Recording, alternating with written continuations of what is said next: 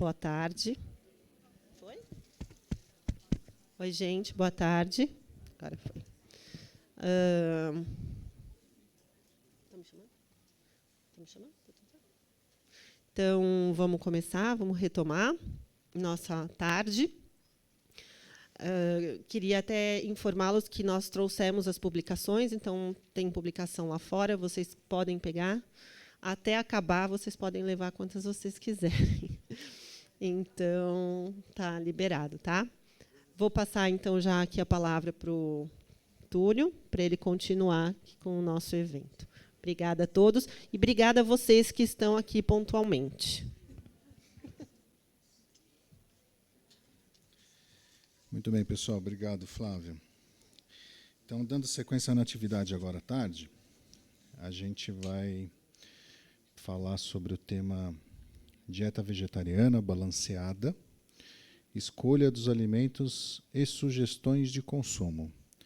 Para isso, eu peço para a doutora Ana Paula Black-Drew, que é nutricionista, mestre pela Universidade Federal do Rio de Janeiro e doutora pela Universidade Federal do Fluminense, especialista em fitoterapia pela Asbram, e ela é nutricionista, faz parte do corpo docente da nossa disciplina de nutrologia pediátrica do Departamento de Pediatria da Unifesp. Por favor, Ana Paula. Obrigado. Boa tarde a todos. Vai ser difícil falar agora, depois do almoço. Acho que está todo mundo com aquela maresia, vontade de dar uma dormidinha. Mas eu vou tentar aprender vocês, depois de tantas palestras maravilhosas, vou tentar aprender vocês um pouquinho aqui, falando um pouco sobre dieta vegetariana na infância. Lembrando que o nosso público é de 0 a 5 anos.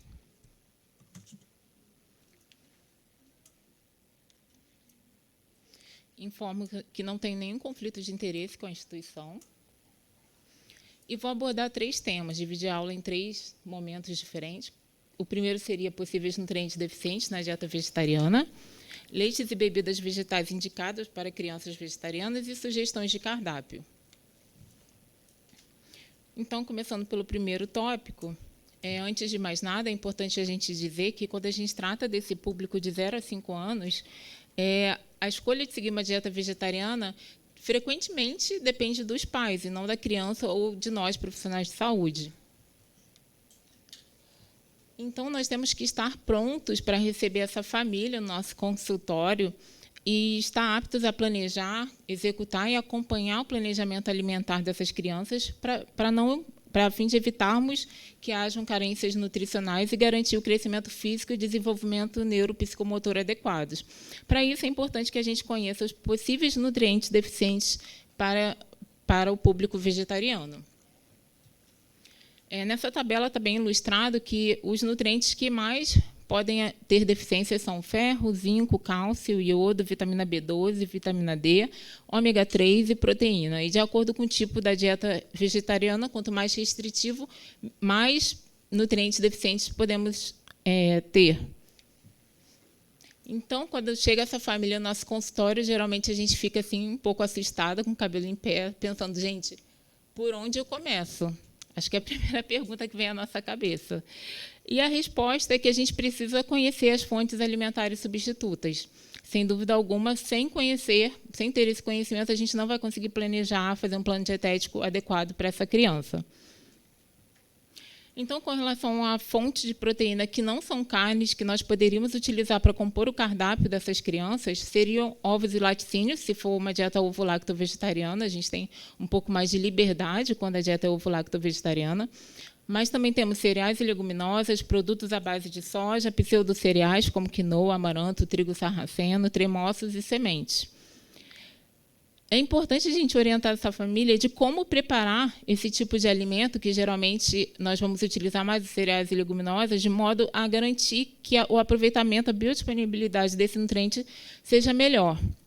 Então, uma dica é combinar na mesma refeição cereais, que tem como aminoácido limitante a lisina, e leguminosas, que tem como aminoácido limitante a metionina, variando os tipos ao longo da semana. Então, não precisa ter vários tipos de leguminosas e cereais no mesmo pratinho, mas é importante que a gente varie durante a semana esses nutrientes. Quando a gente trata do público adulto, a gente não precisa garantir que haja no mesmo pratinho, no mesmo prato, tanto os cereais quanto as leguminosas. O importante é o pool de aminoácidos ao longo do dia. Mas quando a gente trata do público infantil, que a capacidade gástrica é menor, a criança uma hora come e a outra não come, então é importante que a gente garanta no prato das crianças que tenham os dois, para a gente garantir que pelo menos conseguiu atingir todos os tipos de aminoácidos essenciais para ela. Acrescentar fontes de vitamina C, ácido cítrico, ácidos orgânicos e beta-caroteno também é uma dica culinária muito importante, porque você consegue melhorar a biodisponibilidade de ferro e zinco, que são os principais nutrientes que a gente pretende, micronutrientes, a serem absorvidos nessa refeição. E evitar consumir leites e derivados junto com almoço e jantar. Quantidades inferiores a 40 miligramas não seriam um problema de reduzir a biodisponibilidade, porque a gente sabe que o ferro, e zinco e cálcio vão competir pelo mesmo sítio de absorção, então é importante que não haja esse tipo de alimento junto, mas uma quantidade pequena não seria um problema.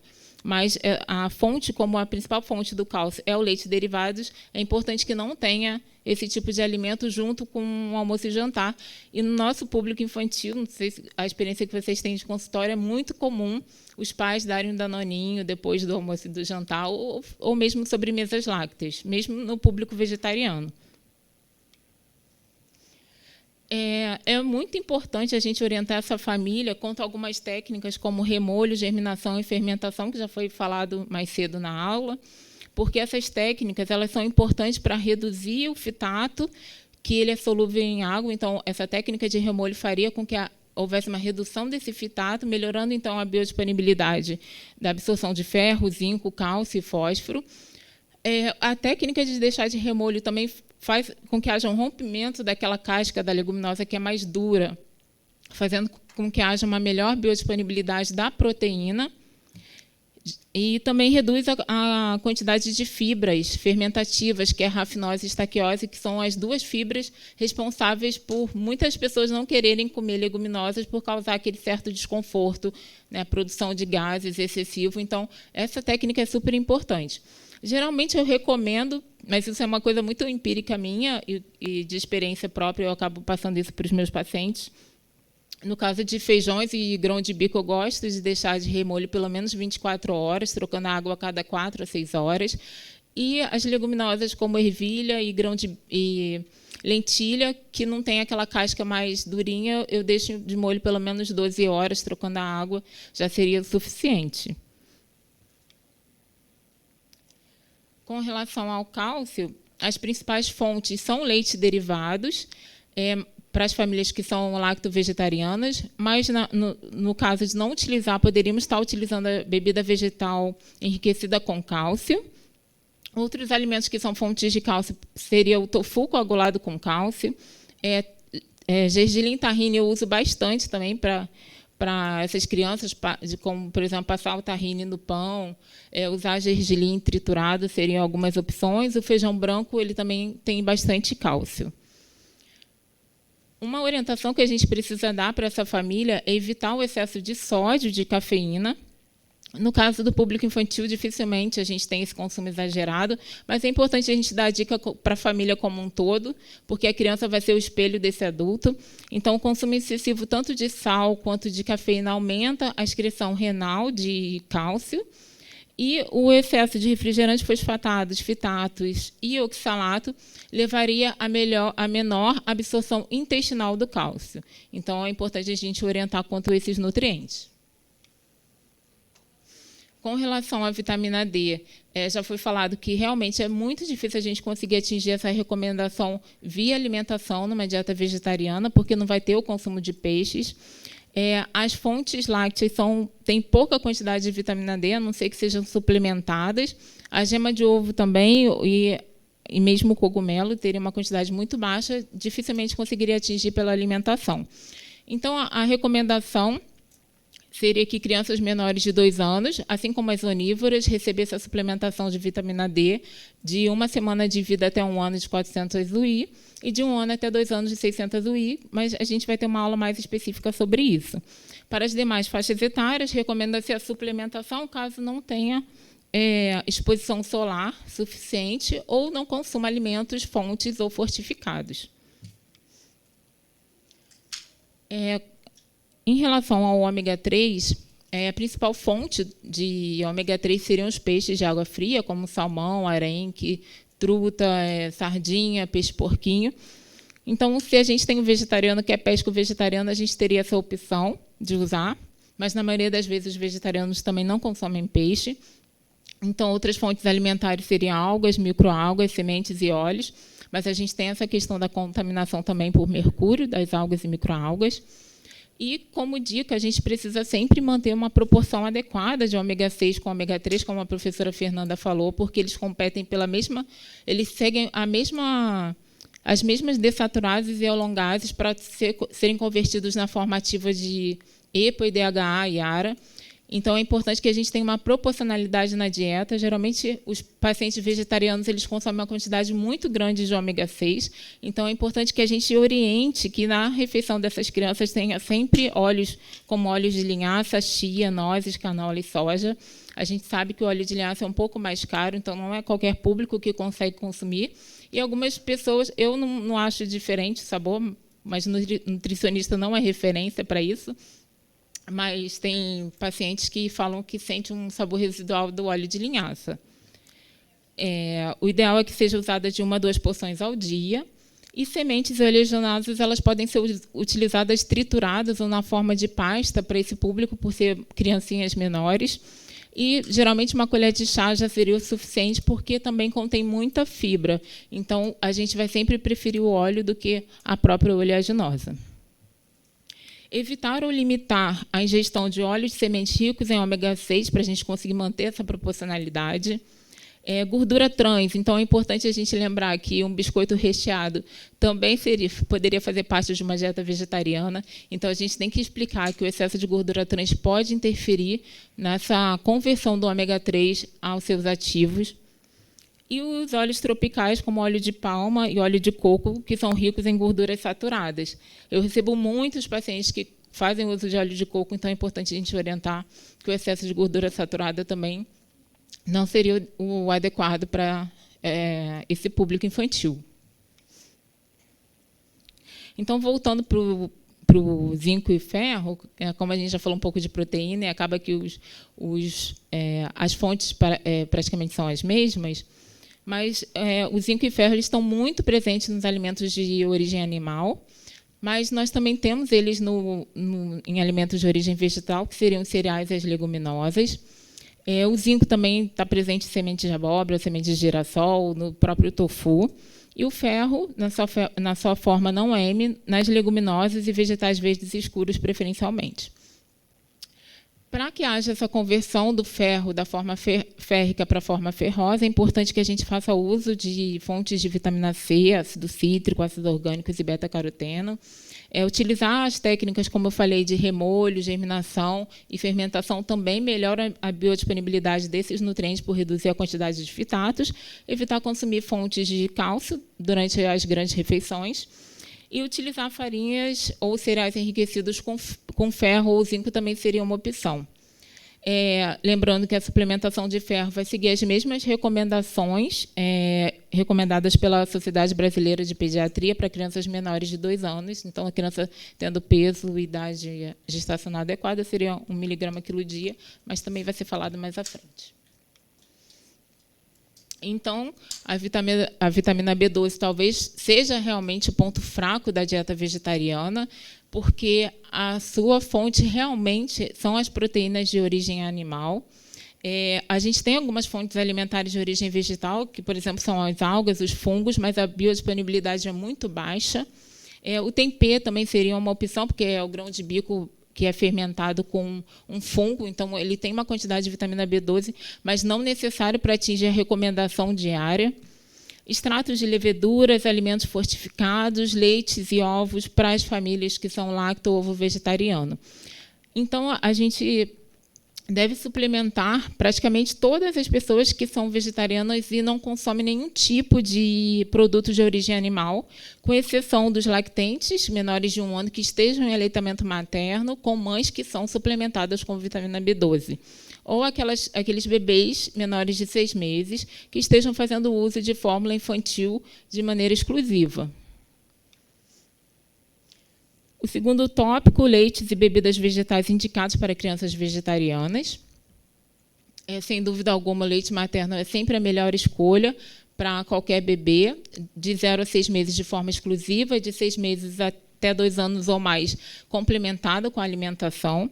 As mães vegetarianas, elas são capazes de oferecer um leite materno seguro para os seus filhos, desde que ela seja suplementada, assim como qualquer lactante que chega no nosso consultório. Quando a gente pega uma lactante, aleitamento materno exclusivo, a gente tem que ver a dieta da mãe, não tem como não olhar.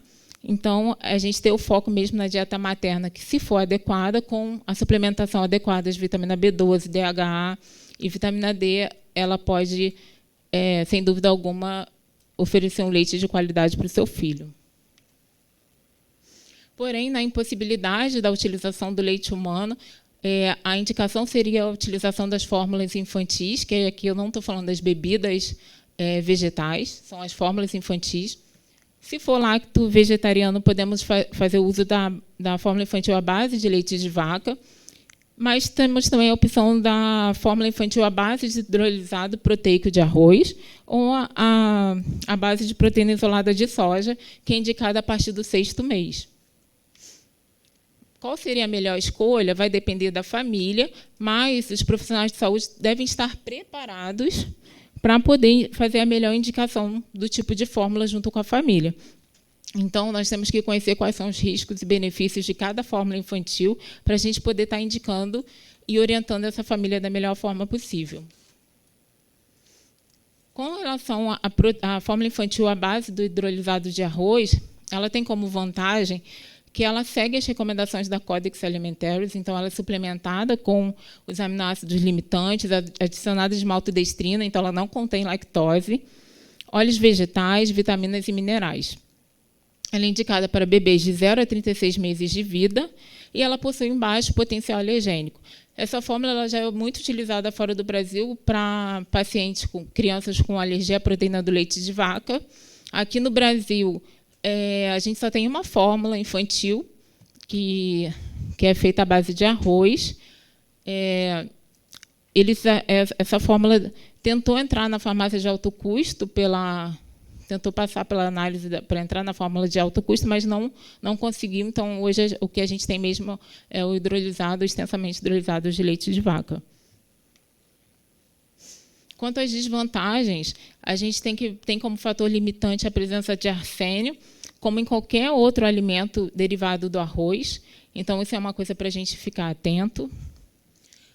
Não há informação na embalagem do produto da quantidade de arsênio. A gente sabe que o arsênio inorgânico, na forma inorgânica, é cancerígena. E não há um limite máximo permitido pelas agências de saúde.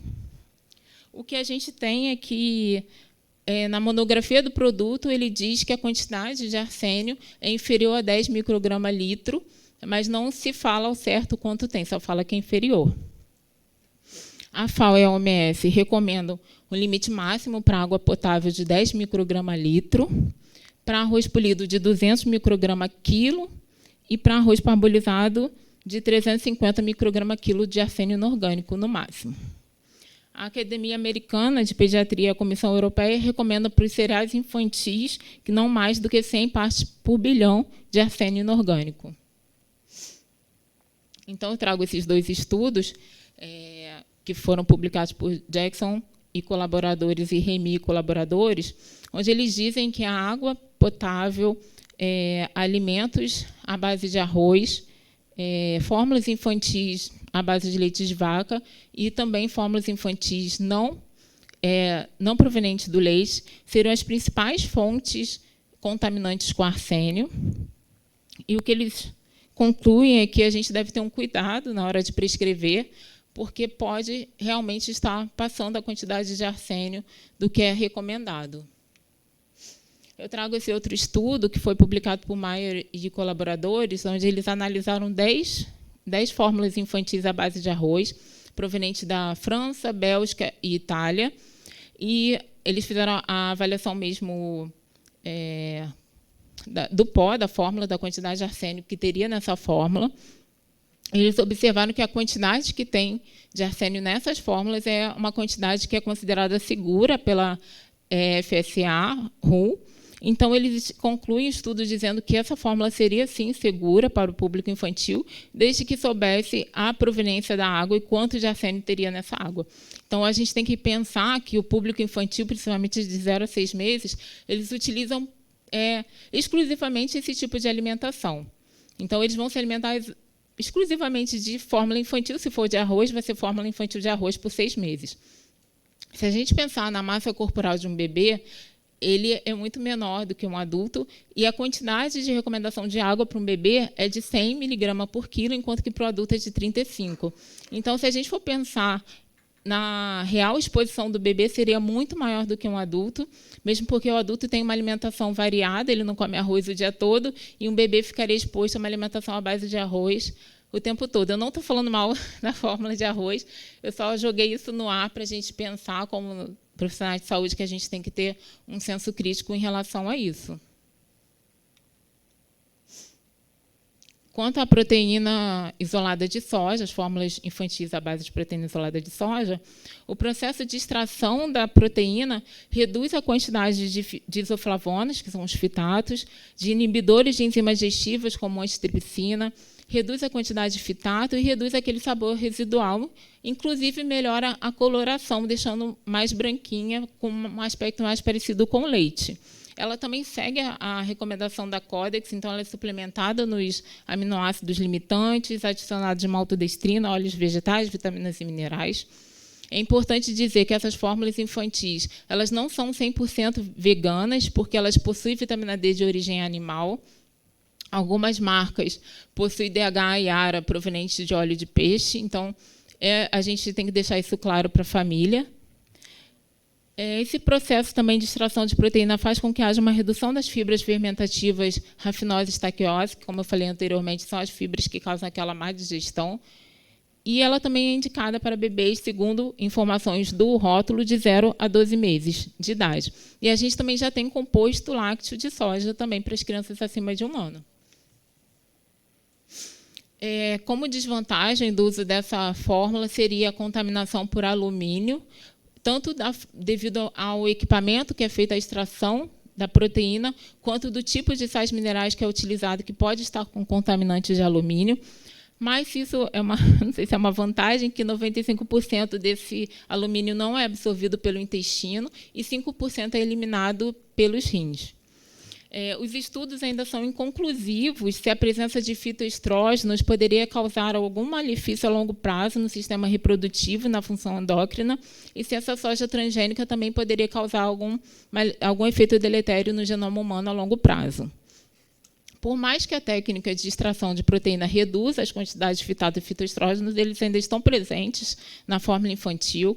A gente não sabe qual a quantidade, porque os produtores, as empresas não dizem na monografia ou nos rótulos a quantidade desses dois elementos na fórmula.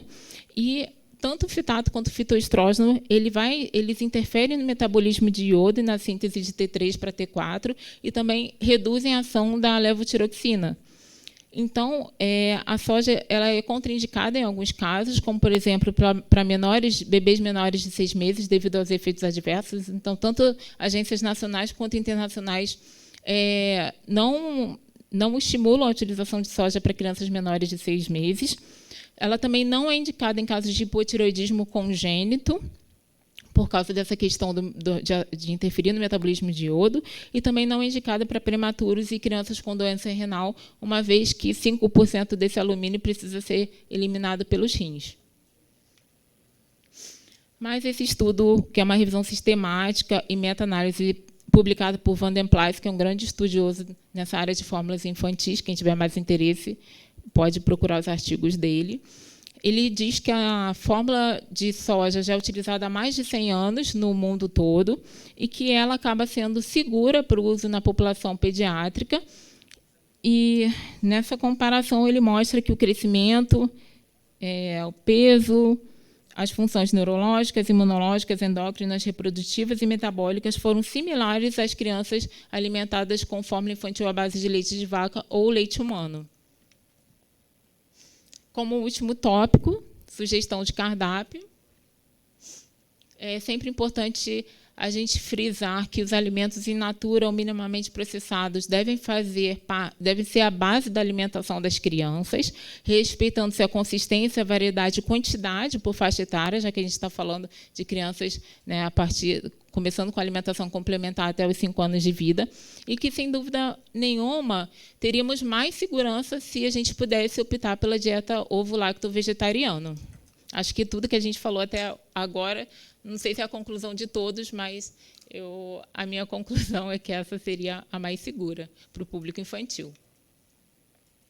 Como café da manhã e lanche da tarde, para crianças até 1 ano de idade, a gente pode utilizar a fruta, complementando com leite materno ou fórmula infantil.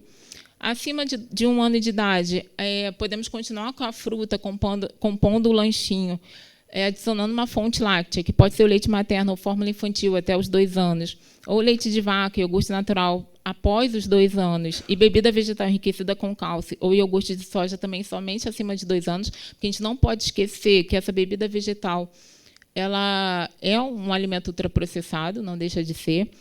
E, assim, é muito importante ler rótulo. Eu não sei se vocês têm hábito de prescrever bebida vegetal à base de bebida vegetal de uma forma geral, mas a gente tem muitas marcas no mercado e nem todas são suplementadas com cálcio.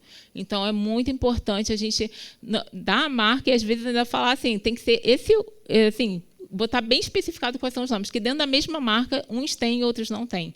Então, é um cuidado que a gente precisa ter. Aveia, amaranto, quinoa, flocos de fubá podem ser usados em preparações como mingau ou vitamina, panqueca matinal.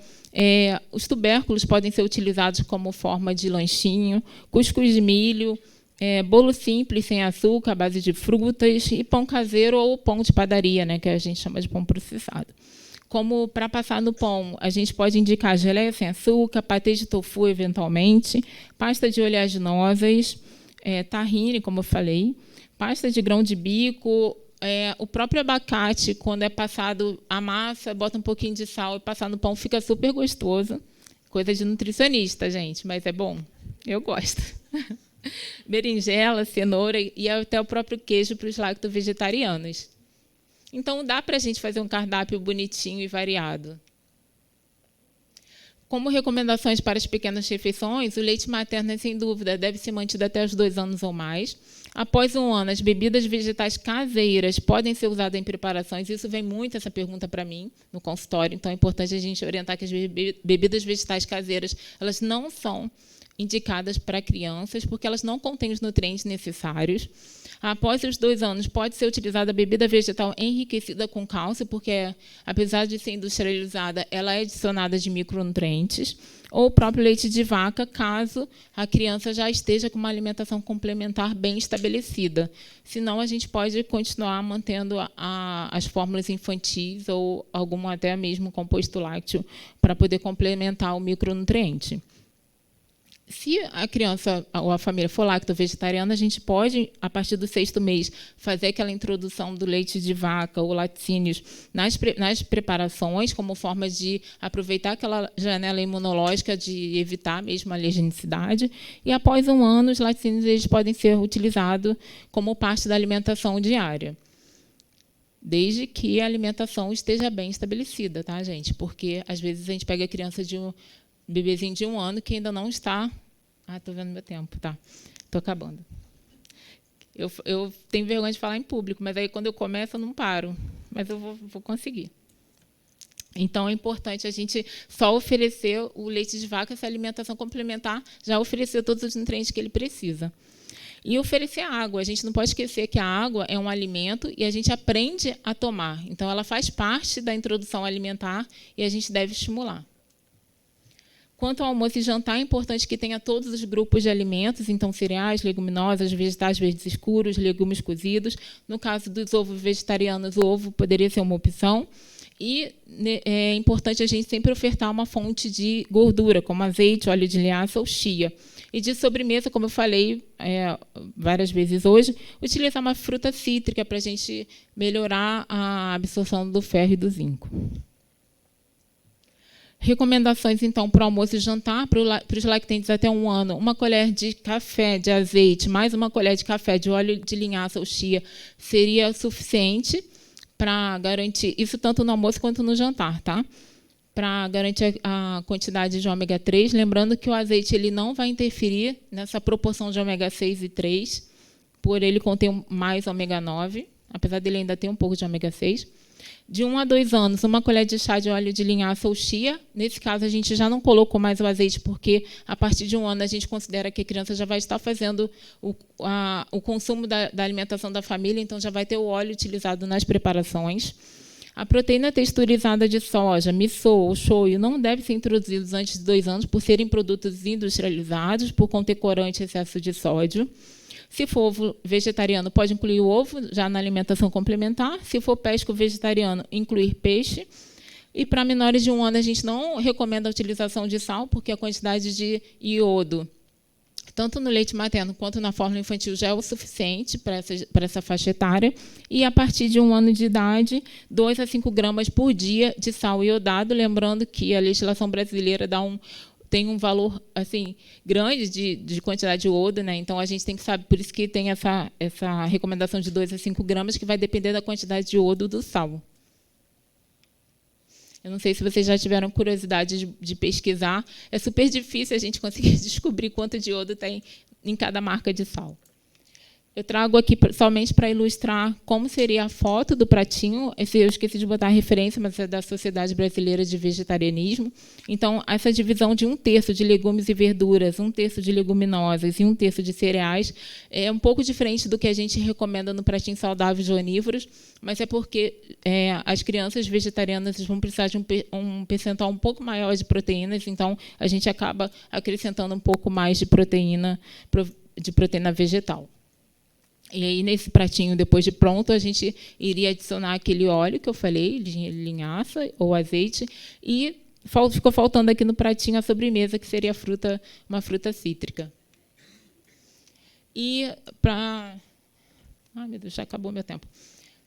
As fibras, como a professora Fernanda falou, a gente tem que tomar um cuidado especial, porque na dieta vegetariana, as crianças pequenas, elas geralmente conseguem ultrapassar até 3 vezes mais o valor de fibra consumida. O excesso de fibra vai interferir na absorção de minerais, incluindo os ácidos graxos essenciais. Então, a gente tem que adequar essa quantidade de fibra, optando por alguns grãos refinados, fazer o remolho ou retirada até mesmo de cascos, como, por exemplo, do grão de bico, para tentar reduzir um pouco esse excesso de fibra da alimentação. Não mais importante, a leitura de rótulos, porque tem muitos alimentos que... eu sou vegetariana, mas vou comer um alimento ultraprocessado que tem caseína, tem lactose na composição, tem algum aditivo que é a base, que é proveniente de animais. Então, é importante sempre ler rótulo. E lembrando que alimento ultraprocessado não é bom para ninguém, nem para os vegetarianos, nem para os onívoros. E, para finalizar, eu trouxe esse pensamento que quebrar paradigmas é a melhor forma para libertarmos de nós mesmos. Então, nós, profissionais de saúde, temos que estar com a cabeça aberta quando a gente recebe um paciente vegetariano, sem preconceitos, e estarmos preparados, acho que é o objetivo de todos vocês que estão aqui hoje, para poder atendê-los da melhor forma possível, evitando possíveis deficiências. Obrigada, vou ter as referências aqui. E deixo o meu contato para quem quiser algum artigo ou quiser tirar alguma dúvida. Obrigada. Desculpa que eu passei do tempo.